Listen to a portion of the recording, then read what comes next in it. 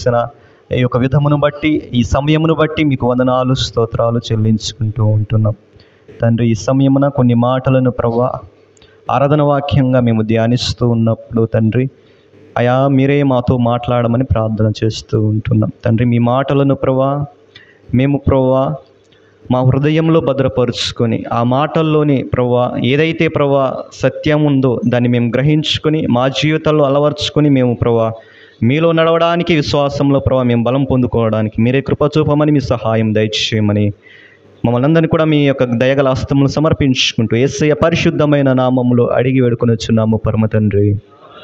ఆమేన్. దేవునికి స్తోత్రం. ఈ యొక్క చదవబడిన మాటల్లో మనము కొన్ని మాటలను మనము ధ్యానము చేసుకుందాం. 13వ వచనాన్ని ఒకసారి మనము చూసినట్లయితే ఎవరైనా చదవగలిగిన వారు, యెహోవా నీ నామము నిత్యము నిలుచును, యెహోవా నీ జ్ఞాపకార్థమైన నామము తరతరములు ఉండును. దేవునికి స్తోత్రం. చూడండి, ఇక్కడ దేవుని యొక్క నామమును గురించి భక్తుడు తెలియచేస్తూ ఉన్నాడు. ఆయన నామము ఎప్పటి వరకు ఉంటుంది? ఈరోజు వరకేనా, రేపటి వరకేనా అంటే అది ఈరోజు రేపు కొన్ని సంవత్సరాల పరిమితం వరకు కాదు, కానీ నిత్యము అని భక్తుడు మాట్లాడుతాడు. నిత్యం అంటే దానికి అంతమే లేదు. మన జీవితం ప్రేమైనది. మనం అనేక నామాలు వింటూ ఉంటాం. ఏంటంటే మనకు కూడా కొన్ని నామాలు ఉన్నాయి. ఏంటంటే నామం అనగా పేర్లు. మన నామాలు మహా అంటే ఏంటంటే మనం బ్రతికున్నంత వరకు మనం జ్ఞాపకం చేసుకుంటాం. లేకపోతే మనం చనిపోయిన తర్వాత ఏంటండి ఒక 2 సంవత్సరాలు 10 సంవత్సరాలు ఆ యొక్క నామమును మనము ఏంటండి మన పేర్లను జ్ఞాపకం చేసుకుంటూ ఉంటారు. కానీ ఇక్కడ చూడండి, నీ నామము నిత్యము నిలుచును అంటే ఈ నామము ఎప్పటి వరకు అయ్యా అంటే భక్తుడు ఏమంటున్నాడు అంటే తరతరములు. ఏంటండి తరతరములు, నీ పిల్ల తరములు. నువ్వు చనిపోయితే నీ కడుపులో పెట్టిన బిడ్డలు ఆ నామం జ్ఞాపకం చేసుకుంటారు, వారి బిడ్డలు జ్ఞాపకం చేసుకుంటారు, వారి బిడ్డలు జ్ఞాపకం చేసుకుంటారు. ఎప్పటి వరకు అయ్యా అంటే వాక్యం సెలవిస్తుంది నిత్యము. భూమి ఆకాశములు గతించిపోయే వరకు, ఈ భూమి మీద మనుష్య మనుగడ అనేది లేనంత వరకు కూడా దేవుని నామము వినిపించబడుతూనే ఉంటుంది. దేవుని స్తోత్రం. అర్థమవుతుందా? దేవుని నామమునికి అంతము లేదు. అందుకని ఆయన అంటున్నాడు కదా, ఏంటంటే భూమి ఆకాశములు గతించును గాని అని ఒక మాట మాట్లాడుతూ ఉన్నారు. కాబట్టి ప్రియమైన దేవుని బిడ్డలారా, దేవుని నామం ఎప్పుడు వరకయ్యా అంటే నిత్యము నిలిచేదే అంట. ఒక మాట మనం జ్ఞాపకం చేసుకోవాలా. నిజముగా ఈ యొక్క లోకంలో కొన్ని నామాలు ఉన్నాయండి. 33.5 నామాలు ఉన్నాయంట. 33.5 కోట్ల నామాలు ఉన్నాయంట. కానీ అన్ని నామాల కన్నా, ఆ 33.5 నామాల కోట్ల కన్నా పై నామం అంట యేసు నామము. దేవునికి స్తోత్రం.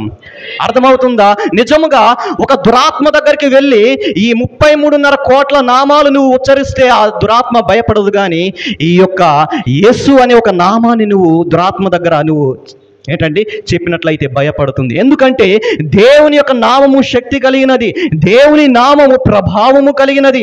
మీరు ఎక్కడైనా చూడండి, ఒక ప్రార్థన చేయాలంటే యేసు నామము ఉపయోగించకుండా ఏ ఒక్కరు కూడా ప్రార్థన చేయరు.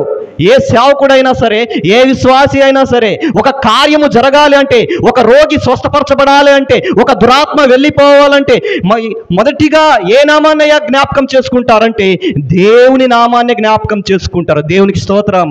అర్థమవుతుందా? అందుకని అక్కడ భక్తుడు ఏమంటున్నాడంటే నీ జ్ఞాపకార్థమైన నామం అంటే ప్రతిసారి కూడా దేవుని యొక్క నామాన్ని జ్ఞాపకం చేసుకుంటారు. ఎందుకంటే దేవుని నామంలోనే ఆశ్చర్య కార్యాలు జరుగుతాయి, దేవుని నామంలోనే అద్భుతాలు జరుగుతాయి. కాబట్టి ప్రతి ఒక్కరు కూడా దేవుని నామాన్ని ఉచ్చరించకుండా ప్రార్థన అనేది చేయరు, దేవుని నామాన్ని ఉచ్చరించకుండా ఆయనను స్తుతించరు. కాబట్టి మన జీవితంలో అటువంటి బలమైన నామమును, అటువంటి ఘనమైన నామమును మనం ఏం చేయాలంటే నిత్యము మనం స్తుతించాలి. నువ్వు ఎంతగా దేవుని నామాన్ని స్తుతిస్తావో, ఎంతగా దేవుని నామాన్ని నువ్వు గణపరుస్తావో, అంతగా నీ జీవితంలో దేవుని బలమైన కార్యాలు జరుగుతాయి. దేవునికి స్తోత్రం.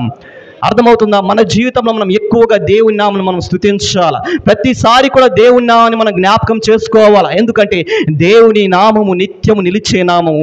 ఆ నామములో ప్రభావము ఉంది, ఆ నామములో శక్తి ఉంది. కాబట్టి ఆ నామాన్ని మనం ఎప్పుడు కూడా మనం జ్ఞాపకం చేసుకుంటూ ఉండాలి. ఎప్పటి వరకు అంటే మనము ఈ భూమి మీద మరణించేంత వరకు కూడా ఏంటండి కొంతమంది దేవుని నామాన్ని మర్చిపోయిన వారు అనేక మంది ఉన్నారు. సగంలో ఏంటంటే దేవుని ఎరిగి దేవుని విడిచిపెట్టి మరలా వారు వేరొక నామాన్ని అనుసరిస్తున్న వారు ఉన్నారు. కానీ మనం ఎప్పుడు కూడా దేవుని నామాన్ని మర్చిపోయేవారిగా విడిచిపెట్టేవారుగా ఉండకూడదు. ఎప్పుడు కూడా ఆయన నామాన్ని మన జ్ఞాపకం చేసుకుంటూనే ఉండాలి. ఎందుకంటే ఆ నామము ప్రభావం కలిగినది, ఆ నామము శక్తి కలిగినదని దేని యొక్క నా వాక్యం సెలవిస్తుంది. హల్లెలూయా. అంతేకాకుండా కింద 14వ వచనంలో భక్తుడు మాట్లాడుతూ ఉన్నాడు, యెహోవా తన ప్రజలకు న్యాయము తీర్చును, తన సేవకులను బట్టి ఆయన సంతాపము నొందును. చూడండి, ఇక్కడ దేవుని యొక్క లక్షణాలను భక్తుడు తెలియచేస్తూ ఉన్నాడు. దేవుడు ఎలాంటి వాడు, తన యొక్క మనసు ఎలాంటిదయా అంటే దేవుడు తన ప్రజలకు న్యాయము తీర్చేవాడంట. ఏ ఒక్కరికి కూడా అన్యాయం చేసేవాడు కాదు. ప్రతి ఒక్కరి జీవితంలో నిజంగా దేవుడు న్యాయాన్నే ఆయన తీరుస్తాడంట. ఒక చోట ఈ రీతిగా వ్రాయబడి ఉంది ఏంటండి, న్యాయము అంట, సత్యం అంట ఆయన సింహాసనమై ఉన్నదంట. ఆయన కూర్చునే సింహాసనం ఎలాంటిదంటే న్యాయముతో కూడినది, సత్యముతో కూడింది. ఈ లోకానుసరమైన మనుషులు కొంతమంది మనం చూస్తున్నట్లయితే కోర్టు దగ్గరికి వెళ్ళినప్పుడు జడ్జి ఉంటారు. ఆయన ఏం చేయాలా? సత్యమే ఆయన చెప్పాలా. సత్యం అంటే న్యాయము తీర్చే వ్యక్తిగా ఆయన కనబడతాడు. ఈ లోక సంబంధమైన మనుష్యుడే న్యాయం తీర్చే వ్యక్తిగా ఉంటే జీవము కలిగిన దేవుడు మరి నిశ్చయంగా ఆయన న్యాయం తీరుస్తాడు కదా. ఆయన యొద్దకు వెళ్ళిన వారికి ఖచ్చితంగా ఆయన అన్యాయం చేసే దేవుడు కాదు. మన జీవితంలో ప్రేమైన దేవుని బిడ్డలారా, మనం ఆరాధిస్తున్న దేవుడు ఎలాంటి వాడంటే న్యాయము కలిగిన వాడు, ఆయన సత్యము కలిగిన వాడు.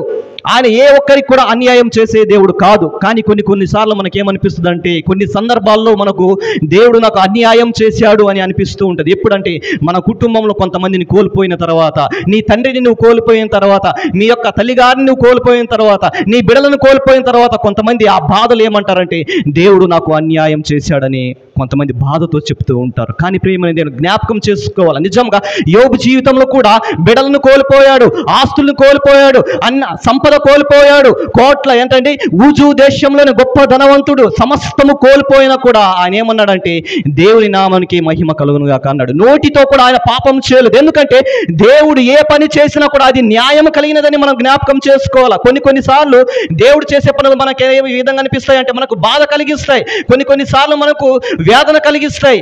ఏ రీతిగా అంటే నాకే ఎందుకు ఈ రోగము రావాలి, నాకే ఎందుకు ఈ దురాత్మ పట్టాలి, నాకే ఎందుకు కుటుంబంలో సమస్యలు, నాకే ఎందుకు ఇంత బాధ, ఇంత వేదన, దేవుడు నాకు ఎందుకు ఈ రీతిగా నాకు అన్యాయం చేస్తున్నాడని కొన్నిసార్లు ఆ బాధ వేదనలో నీవు అనుకుంటూ ఉంటావు. కానీ దేవుడు చేసే ప్రతి పని కూడా న్యాయము కలిగినది.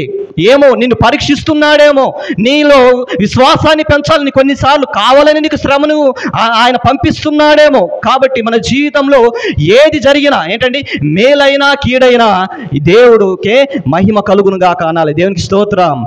యోబు వంటి మనస్సును మనం కలిగి ఉండాలి. యోబుకి సమస్తము కోల్పోయినా కూడా దేవుని నామానికే మహిమ కలుగునుగాక అన్నాడు. నిజానికి మనుషులుగా మనం ఆలోచన చేస్తే దేవుడికి జరిగింది అన్యాయమే. ఏంటండి, ఒక్కసారి 7 బిడ్డలు చనిపోయారు. ఒక బిడ్డ చనిపోతేనే ఆ కుటుంబంలో ఎంతో బాధ, ఎంతో వేదన. అలాంటిది 7 బిడ్డలు చనిపోయారు. తనకు కలిగిన సమస్తము, ఒంటెలు, ఆ యొక్క ఏంటంటే తనకు కలిగిన సమస్తము కూడా సంపద అంతా ఒకే రోజు పోతే ఎంత బాధ ఉంటుంది ఒకసారి ఆలోచన చేయండి. చుట్టుపక్కల వారు ఏమనుకుంటారంటే యోబు ఎంత పాపం చేశాడు అని అనుకుంటూ ఉంటారు. అందుకనే ఒకేసారి కుమారులు, ఆస్తి, తన కలిగిన సమస్తము కూడా కోల్పోయాడని అనుకున్నప్పుడు యోబు అనుకుండవచ్చు దేవుడు నాకు అన్యాయం చేశాడు అని. కానీ ఆయన నోటి మాటతో కూడా దేవుడు నాకు అన్యాయం చేయలేదని ఆయన చెప్పలేదు. కాబట్టి మన జీవితంలో యోబుని మాదిరిగా తీసుకొని మనం ఏం చేయాలంటే, మన జీవితంలో కొన్నిసార్లు క్లిష్టమైన పరిస్థితులు వచ్చినప్పుడు, శ్రమలు వచ్చినప్పుడు, బాధలు వచ్చినప్పుడు దేవుడు నాకు అన్యాయం చేయట్లేదు, కానీ ఆయన చేసే ప్రతి పని కూడా న్యాయం అనేదని మనం గ్రహించాలి. దేవునికి స్తోత్రం. అర్థమవుతుందా? మొదటిగా దేవుని నామము శక్తి కలిగినది, దేవుని నామం ప్రభావం కలిగినది, దేవుని నామం నిత్యం నిలిచేది. కాబట్టి దాన్ని మనం ఎప్పుడు కూడా మనం జ్ఞాపకం చేసుకోవాలని వాక్యం సెలవిస్తే, రెండోదిగా దేవుడు ఎలాంటి వాడంటే న్యాయము కలిగిన వాడుగా ఆయన కనిపిస్తూ ఉన్నాడు. తన ప్రజలైన వారికి ఆయన ఏం చేస్తాడంట, ఖచ్చితంగా ఆయన న్యాయమే చేస్తాడు, కానీ ఆయన అన్యాయం చేసే దేవుడు కానే కాదు అని వాక్యం సెలవిస్తుంది. ఇంకా ఆయన ఏమంటున్నాడు అంటే, తన సేవకులను బట్టి ఆయన సంతాపము నొందును అంటున్నాడు. సంతాపం అనగా బాధపడతాడంట. ఒక చోట రాయబడి ఉంది పేతురు రాసిన పత్రికలో, ఏంటండి, మిమ్మును గురించి ఆయన మీ చింత యావత్తు ఆయన మీద వేయండి, ఎందుకనగా మీ గురించి ఆయన చింత పడుతున్నాడని. నువ్వు అనుకోవచ్చు ఏంటండి, నీకు వస్తున్న బాధలను బట్టి, నీకు వస్తున్న ఇబ్బందులను బట్టి నువ్వు బాధపడుతున్నావు. నీకంటే ఎక్కువగా దేవుడు కూడా బాధపడుతున్నాడు తెలుసా. నీకు దేవుడు బాధపడే సంగతి నీకు తెలుసా? నిజంగా నువ్వు అనుకుంటున్నావు నా బాధను ఎవరు చూడట్లేదు, నా దుఃఖాన్ని ఎవరు చూడట్లేదు అని నువ్వు అనుకుంటూ ఉంటావు. కానీ దేవుడు కూడా నీ గురించి బాధపడుతున్నాడు. ఇక్కడ అదే వ్రాయబడి ఉంది, తన సేవకుల్ని బట్టి ఆయన సంతాపం నొందును అని. అంటే సేవకులు అంటే తన బిడలైన వారు, తన నామముని ఎరిగిన ప్రతి ఒక్కరి పట్ల ఆయన బాధ కలిగి ఉన్నాడు, చింత కలిగి ఉన్నాడు. ఒక విషయం చెప్పాలంటే, నువ్వు ఎప్పుడైతే యేసుక్రీస్తు నామమున నువ్వు రక్షణ పొంది బాప్తిసం తీసుకుంటావో అప్పటి నుండే దేవుని దృష్టి నీ మీదకి వస్తుంది. నువ్వు ఏ పని చేసినా దేవుడు ప్రతి క్షణం నేను గమనిస్తూనే ఉంటాడు. నీకు బాధ కలిగినప్పుడు ఆయన బాధపడతాడు, నువ్వు సంతోషించినప్పుడు ఆయన సంతోషిస్తాడు. ఎందుకంటే ఆయన మనకు తండ్రిగా ఉన్నాడు. దేవునికి స్తోత్రం. అర్థమవుతుందా? ఒక తండ్రి ఏం చేస్తాడు? తన కుమారుడికి బాధ కలిగితే ఆయన కూడా ఏం చేస్తాడు? బాధపడతాడు. తన కొడుకు సంతోషిస్తే ఆయన కూడా సంతోషిస్తాడు. మన దేవుడు కూడా మనకు తండ్రిగా ఉన్నాడు. కాబట్టి నువ్వు బాధపడితే ఆయన బాధపడతాడు, నువ్వు సంతోషిస్తే ఆయన సంతోషిస్తాడు. కాబట్టి మన దేవుడు ఎలాంటి వాడయ్యా అంటే మన గురించి బాధపడే దేవుడు. మన దేవుడు ఎలాంటి దేవుడు అంటే మనకు న్యాయము చేసే దేవుడు. మన దేవుడు ఎలాంటి వాడంటే ఆయన నామము శక్తి కలిగిన నామం కలిగిన దేవుడు. దేవునికి స్తోత్రం. ఇంత గొప్ప దేవుణ్ణి మనము కలిగి ఉన్నప్పుడు మనం ఎప్పుడు కూడా మనము ఏంటంటే భయపడడానికి వీల్లేదు. ఎన్ని శ్రమలు వచ్చినా, ఎన్ని ఇబ్బందులు వచ్చినా, ఎన్ని బాధలు వచ్చినా కూడా మనం ఎలా ఉండాలంటే ధైర్యంగా యేసు నామాన్ని బట్టి మనం ముందుకు మన జీవితాన్ని కొనసాగించాలి. హల్లెలూయా, దేవునికి స్తోత్రం. అంతేకాకుండా కింద చూడండి ప్రేమైన దేవుని బిడ్డలారా, మరొక కొన్ని మాటలు భక్తుడు ఏమని తెలియజేస్తున్నాడంటే 15 నుండి 17 వచనాలు, 15 నుండి 17 వచనాలు, కొన్ని మాటలు 18 వరకు. అన్యజనులు విగ్రహములు వెండి బంగారువి అవి మనిషి చేతి పనులు, వాటికి నోరుండియు పలుకవు, కన్నులుండియు చూడవు, చెవులుండియు వినవు, వాటి నోళ్లలో ఊపిరి లేశమైనా లేదు, వాటిని చేయువారును వాటి యందు నమ్మక ఇంచు వారందరూ వాటితో సమానులు అగుదురు. దేవునికి స్తోత్రం. ప్రేమ దేవుని బిడ్డలారా, ఈ లోకంలో అనేక మంది కూడా ఎలా ఉన్నారంటే ఇదే పని చేస్తూ ఉన్నారు. మాట్లాడలేని వాటిని, చూడలేని వాటిని, వినలేని వాటిని, జీవము లేని వాటిని వారు ఇవే నిజమైన దేవుళ్ళు అని ప్రతి చోట కూడా వారు ఆరాధిస్తూ ఉన్నారు. పరిశుద్ధ గ్రంథంలో దేవుడు అంటున్నాడు, నేను తప్ప వేరొక దేవుడు లేడని స్పష్టంగా యేసుక్రీస్తు ప్రభు వారు తెలియజేస్తున్నాడు. దేవునికి స్తోత్రం. అర్థమవుతుందా? నిజముగా మన దేవుడు మాట్లాడే దేవుడు, మన దేవుడు చూసే దేవుడు, మన దేవుళ్ళో జీవం ఉంది. కానీ లోకంలో అనేక మంది అన్యులైన వారు ఆరాధిస్తున్న దేవుళ్ళు అవి ఏం చేయమంట? వాక్యం చెబుతుంది, నేను చెబుతున్న మాట కాదు. వాక్యం ఏం చెబుతుందంటే అవి పలకవు, చూడవు, వినవు. ఏంటండి? చూడండి 16వ వచనం పలకవు, రెండోది 16లో ఏంటండి, 17లో చూడవు, కింద వినవు. పలకవు, చూడవు, వినని వాటికి వారు ఏం చేస్తున్నారంటే ఆరాధిస్తూ ఉన్నారు. ఇవే మా దేవుళ్ళు అని వారు పూజిస్తున్నారు. వారికి తెలియని సంగతి ఏంటయ్యా అంటే అవి జీవము లేనివి అని దేవుని యొక్క వాక్యం సెలవిస్తుంది.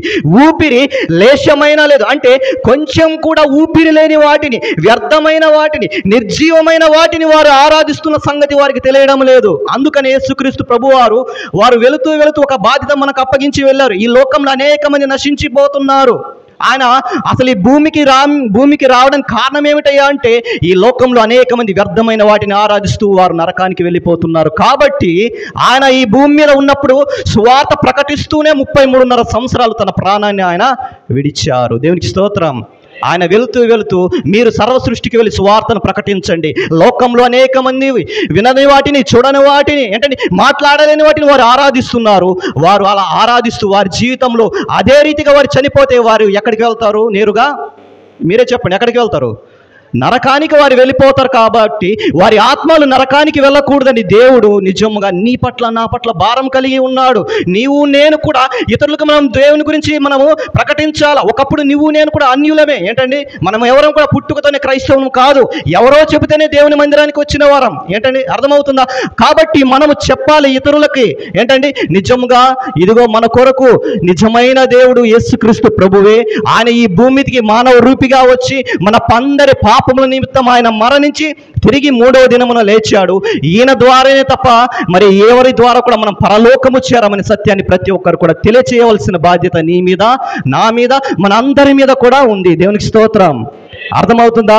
ఈ లోకంలో అనేక మంది నశించిపోతున్న వారు ఉన్నారు. ఎక్కడో కాదు, మన గ్రామంలో కూడా అనేక మంది ఉన్నారు, పక్క గ్రామంలో అనేక మంది ఉన్నారు. నిజంగా ప్రతి ఒక్కరు కూడా మనం ఏం చేయాలంటే మనకు కుదిరిన రీతిగా ఏంటంటే ఏదో ఒక చిన్న అవకాశం వస్తుంది దేవుణ్ణి గురించి చెప్పడానికి. ఆ అవకాశం వచ్చినప్పుడు సమయాన్ని ఏంటంటే ఆ యొక్క దాన్ని మనం వాడుకోవాలి. ఆ సందర్భాన్ని వాడుకొని దేవుని మాటలు, ఒక 4 మాటలు వారికి అందించడానికి మనం ప్రయత్నం చేయాలి. దేవునికి స్తోత్రం.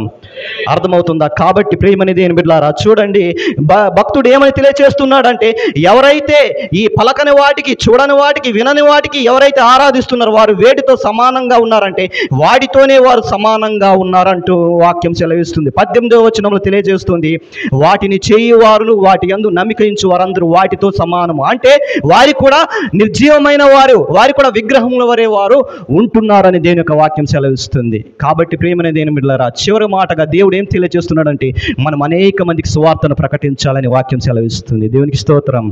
కాబట్టి నా జీవితంలో ఏ ఒక్క ఆత్మకుడు నువ్వు సువార్తను ప్రకటించలేదేమో, ఏ ఒక్కడు కూడా దేవుని వార్తను నువ్వు చెప్పలేదేమో, ఇకనైనా సరే ఒక ఆత్మకు నువ్వు సువార్త చెప్పాలి. ఎందుకంటే రేపటి దినమున దేవుడు మనం మరణించిన తర్వాత లెక్క అడుగుతాడు. నా కొరకు నువ్వు ఎంతమందికి సువార్త ప్రకటించావు, నా నామమును ఎంతమందికి నువ్వు ప్రచురం చేసావని ఖచ్చితంగా దేవుడు నన్ను ప్రశ్నిస్తాడు. నా కోసం నువ్వు ఏమి చేసావన్నప్పుడు నీ దగ్గర నా దగ్గర చెప్పడానికి ఒక సమాధానం అనేది ఉండాలి. నేను ఇంతమందికి నేను నీ సువార్తను చెప్పాననే ఒక ఏంటంటే మాట మనం చెప్పే రీతిగా మనం ఉండాలి. కాబట్టి ప్రియమైన దేవుని బిడ్డలారా, చెప్పబడిన మాటల్లో మరొకసారి మనం జ్ఞాపకం చేసుకున్నట్లయితే దేవుని నామాన్ని నిత్యం నిలిచేది. కాబట్టి ఆ జ్ఞాపకార్థమైన నామాన్ని మనం ఎప్పుడు కూడా మర్చిపోకుండా యేసు నామాన్ని మనం స్తుతించగలిగే స్థితిని మనం కలిగి ఉండాలా. రెండోదిగా మన దేవుడు న్యాయము తీర్చే దేవుడు కాబట్టి, ఆయన అన్యాయం చేసే దేవుడు కాదు. కాబట్టి మన జీవితంలో ఎలాంటి ప్రతికూలమైన పరిస్థితులు వచ్చినా కూడా దేవుడు న్యాయమే చేశాడు నా జీవితంలో నీవు అనుకోవాలా. మూడవదిగా నీ కొరకు ఆయన సంతాపం నొందుతున్నాడు, నీ కొరకు ఆయన బాధపడుతున్నాడనే సత్యాన్ని నువ్వు గ్రహించాలా. చివరిగా ఈ లోకంలో అనేక మంది వ్యర్థమైన వాటిని ఆరాధిస్తున్నారు.